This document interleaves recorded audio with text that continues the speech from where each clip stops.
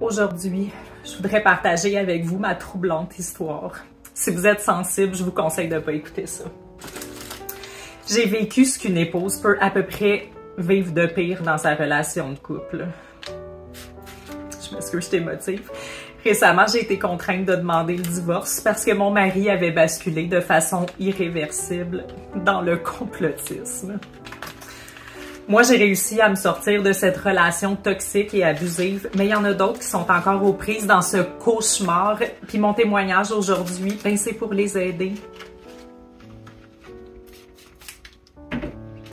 Heureusement, j'avais su détecter les premiers signes, comme par exemple, il avait commencé à aller sur des sites douteux, sans aucune règle, où des gens tiennent des propos complètement extrémistes et dangereux, là, comme Odyssée ou Twitter, YouTube, Rumble. Je savais un peu comment m'y prendre avec ce genre de maladie mentale parce que j'avais lu une BD du pharmacien sur le complotisme.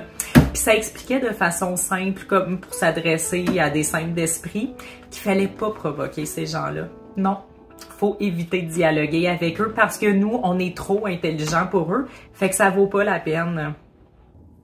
Des chambres à écho, des billets de confirmation, ok. L'effet Dunning-Kruger, c'est tellement intelligent. Ça, c'est la façon saine et raisonnable d'agir envers les gens qu'on aime selon les experts scientifiques. Puis moi, j'écoute les experts. Je pensais que ça allait passer, mais à la place, ça s'est mis à complètement dégénérer. Il s'est mis à vouloir jardiner, faire des réserves de conserve. Puis là, il s'est mis à s'intéresser à la pêche. Puis en dernier, il parlait même d'avoir un poulailler. À la fin, ça n'avait plus aucun sens ce qu'il disait.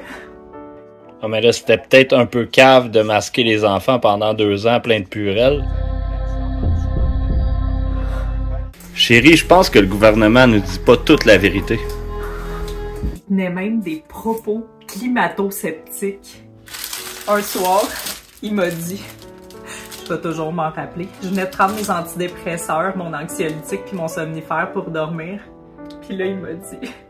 Hey chérie, ça a pas d'allure leur affaire qu'il faut prendre moins de douches pour sauver le climat. Moi, c'est sûr, je vais prendre autant de douches que j'en prenais avant. Voyons donc. Ça a été la goutte de trop. J'ai pris le couteau que je cachais à côté de mon matelas parce que ça faisait un bout que j'avais peur de lui à cause de ses propos violents sur la liberté. Puis j'y ai dit de pas approcher, en hurlant, puis en pitchant tout ce qui me tombait sous la main, puis en crachant dessus. Puis je me suis sauvée en courant après avoir mis le feu à la maison, puis je suis allée me réfugier dans un centre pour femmes victimes de violences conjugales. Ils ont tous capoté quand je leur ai raconté mon histoire. Ils m'ont dit « Wow, t'es une survivante. » C'était pas si pire finalement, mon ex-mari qui m'a défiguré. Il y en a une qui m'a dit ça. Aujourd'hui, je vais un peu mieux, même si je fais encore des cauchemars de camions qui klaxonnent. Mais en même temps, ça m'a rendue plus forte. Je suis enfin prête à rencontrer quelqu'un. Je le sais ce que je veux maintenant, fait que j'ai mis 4 emojis de vaccin puis un drapeau de l'Ukraine sur mon profil Tinder, puis je suis confiante de retrouver l'amour.